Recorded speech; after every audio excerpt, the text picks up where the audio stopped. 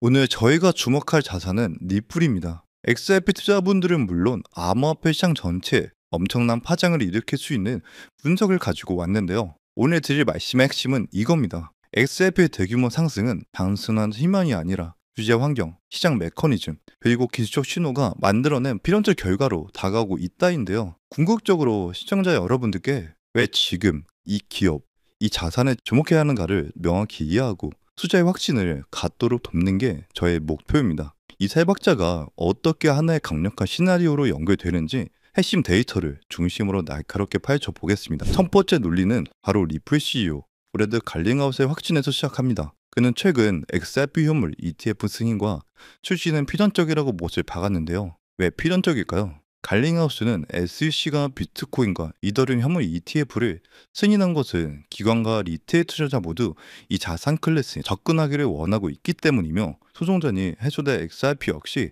다음 단계로서 반드시 ETF가 나올 거라고 확신했습니다. 현물 ETF가 출시되면 복잡한 지갑 관리나 규제 이슈 걱정 없이 연기금이나 뮤추얼 펀드 같은 보수적인 기관 자금은 물론 일반 투자자들까지도 증권 시장을 통해 주식 사듯이 XRP에 간편하게 투자할 수 있는 길이 열리기 때문이죠. 카넬리 캐피털의 분석에 따르면 XRP는 이더리움과 달리 스테이킹 이자가 없어 투자자가 현물 보유 시 온체인 스테이킹 수익을 포기해야 하는 이더리움과 달리 XRP는 ETF를 편리하게 보유해도 손해볼 것이 없다는 점이 예상보다 큰 수요를 물어올 가능성이 높습니다. 두 번째 논리는 XRP 가격 상승에 확실한 메커니즘적인 동력을 제공할 공급 쇼크 시나리오입니다. 왜 현물 ETF가 가격을 급등시킬 수 있을까요? 현물 ETF 운용사는 투자 자금이 유율되는 만큼 실제 XRP 코인을 시장에서 매수해서 안전하게 보관하게 됩니다. 이렇게 되면 시중에 자유롭게 유통되는 XRP 물량은 그만큼 잠겨버린 효과를 발생하게 되는 거죠.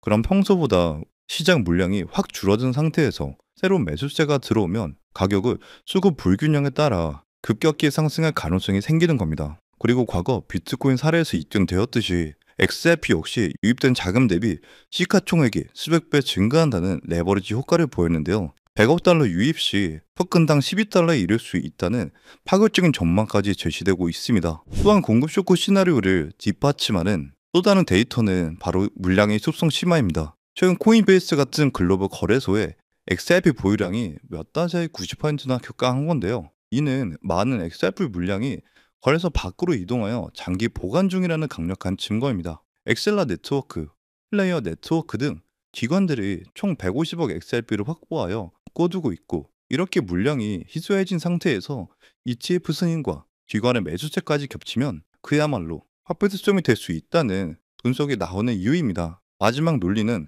투자들이 행동에 나서게 만들 가장 중요한 기술적 신호입니다. 최근 여러 애널리스트들이 공통적으로 강조한 가격 구간은 바로 XRP 2.7달러 선인데요. 이 2.7달러 선은 지난 분기 동안 강한 저항과 지지를 경험한 두터운 매물대이자 향후 강세 전환의 필수 조건으로 강조되는 기술적 분기점입니다. 이 가격대 부근이 핵심 분기점이라는 인식이 시장에 퍼져 있기 때문에 이 벽을 강하게 넘어서면 많은 투자자가 이제 진짜 강세장이 시작되는구나 라는 생각에 수급 매수 심리가 촉발될 가능성이 높죠. 때문에 2.7단어로 돌파하는 것은 과거 역사적 최고가 영역을 다시 한번 진입하는 시작점이라는 심리적 의미도 갖게 되는 거예요. 그렇기 때문에 여러분들이 이 코인 시장에서 더 큰 수익을 내기 위해서는 여러분들 포트폴리오에 리플의 비중을 조금 더 싣는 전략이 필요하다는 거죠. 잘 한번 생각해 보세요. 과거 코인 시장은 어땠나요? ETF가 나오기 전과 규제가 명확하게 잡히기 전 코인 시장은 말 그대로 전쟁통이었습니다.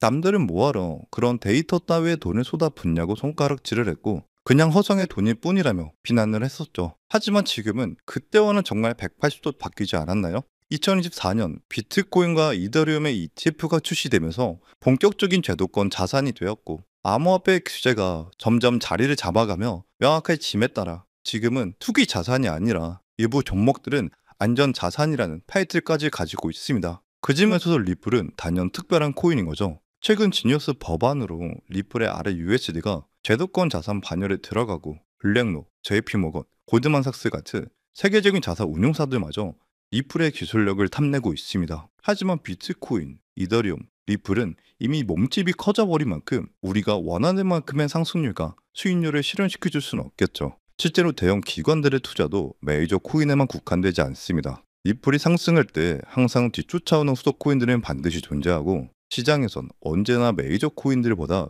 더 높은 상승률을 기록하는 종목들은 늘 있었죠. 다만 우리가 투자에서 가장 많은 실수를 하는 게 제대로 알아보지 않은 채 투자를 한다는 겁니다. 그냥 남들이 이거 좋다더라, 저게 좋다더라 하는 카드나 통신에 의존한 채로 무턱대고 투자했다가 결국은 손실만 보게 된다는 거죠. 그렇다는 건 현재 우리가 시장에서 정말 큰 수익을 내기 위해서는 메이저 종목이 아닌 다른 종목에서 기회를 잡아야 한다는 겁니다. 실제로 지난 2021년도에 가장 많이 오른 종목들은 메이저 종목들이 아니었습니다. 디센트럴랜드는 4,400% 상승하고 오라코인은 무려 3,300%의 대폭등을 보여줬죠. 따라서 우리는 지금 시장의 흐름을 제대로 읽어야 진짜 기회에 다가갈 수 있습니다. 물론 그래서 그 흐름을 어떻게 읽는 거고 어떻게 하는 거냐 물으시고 모르실 수도 있죠. 사실 정말 간단하기 때문에 들으시고 나면 더 의문을 품으실 수도 있습니다. 바로 기관들의 자금을 추적하면 된다는 건데요. 쉽게 말해서 미국의 대형 기관들이 주도하고 매집하는 그 테마를 따라가면 된다는 겁니다. 암호화폐 시장이 과거와는 다르게 그 규모가 커진 만큼 더 이상 개인들의 자금으로는 쉽게 움직이지 않기 때문에 기관들의 유입이 그 판도를 뒤바꿀 수 있기 때문이죠. 실제로 작년 2014년 비트코인 현물이 ETF가 출시되기 전만 해도 그 누구도 비트코인이 1억을 넘지 못할 거라고 예상했지만, ETF가 본격적으로 승인이 나고 출시되면서부터 비트코인에는 미친 듯한 기관 자금들이 쏟아지기 시작했고, 불과 2달 만에 8천만 원에서 1억 6천만 원까지 뛰어버렸습니다. 이게 뜻하는 바는 현재 시장에서 가격을 확실히 끌어올릴 수 있는 건 기관들이 주도해야 된다는 건데요. 그렇다면 이제 블랙록, JP 모건 같은 월가 주요 자산 운용사들이 앞다투어 선점하고 있는 테마가 무엇일까요? 바로 RWA, 실물자산 토큰화입니다. 최근 뉴스나 기사에서 많이 들어보셨을 텐데요. 실제로 블랙록이 주도하는 비들 펀드에 속해 있는 온도 파이낸스는 초기 상장 대비 1000%를 올리며 RWA 테마에 배정주로 올랐습니다. 그 밖에 RWA 테마 코인들도 수백 퍼센트 상승률을 기록하기도 했죠. 그럼 도대체 이 RWA가 정확히 뭐길래 주요 기관들이 눈독을 들이며 막대한 자금을 쏟고 저런 상승률이 나올 수 있는 걸까요? RWA, 즉 실물자산 토큰화는 말 그대로 현실에 있는 자산인 건물, 금, 미술품, 채권 등을 블록체인으로 가져와 블록체인 위에서 조각조각 나눠 투자할 수 있게 만든다는 겁니다. 단돈 몇천 원으로도 건물에 대한 지분 등을 살 수 있게 되는 거죠. 기존 현실에서는 수천만 원, 수억 원의 자산이 필요해 가능했던 것이 이제는 누구나 가지고 있는 스마트폰으로도 고급 금융 자산에 참여할 수 있습니다. 이게 중요한 이유는 그동안 막대한 자본을 가진 소수들만이 접하던 시장을 우리 같은 서민들도 쉽게 접할 수 있게 된다는 거예요. 이 말은 이제 전 인류가 참여할 수 있도록 만들면서 시장의 규모를 키울 거라는 의미로 볼 수 있습니다. 잘 한번 생각해 보세요. 기존의 소수 자본가들 참여했던 시장인 만큼 그 시장은 규모가 커지더라도 명확한 한계가 있었죠. 근데 RWA라는 새로운 시장이 열리면서 이제는 누구나 참여할 수 있다는 건 시장의 규모가 수십, 아니 수백 배 이상까지도 커질 수 있는 길이 열렸다는 겁니다. 그럼 그 거대 기관들이 시장의 판을 크게 만드는 이유는 과연 뭘까요? 단순히 가격을 올리기 위해서? 절대 아닙니다. 본질적인 시장을 키움으로써 자신들의 부와 영향력을 키우기 위해서인 거죠. 그리고 이 RWA는 스테이블 코인과도 아주 밀접한 연관성을 가지고 있습니다. 제가 앞서 RWA는 실물 자산을 블록체인 위에서 토큰으로 만든 거라고 했잖아요.